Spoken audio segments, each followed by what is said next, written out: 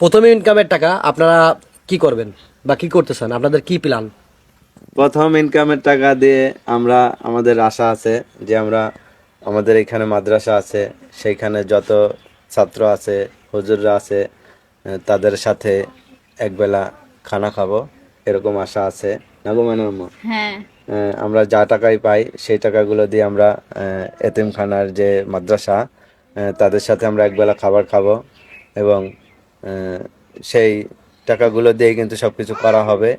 তার ভিতরে যদি কিছু টাকা বেঁচে যায়, সেই টাকাগুলো আমরা কোনো একজন গরিব অসহায়কে দিয়ে দেব। প্রথম মাসের টাকা আমরা ইনকাম খাবো না, আমাদের এই আশা, নাকি গো?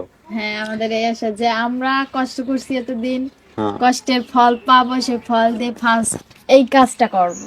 মাদ্রাসার পোলাপানের একক তো আমরা সবাই মিলে একক তো খামো, খাওয়ার পরে যে কয় টাকা বাঁচবে একটা গরিব অসহায় লোকের দিয়ে দিব।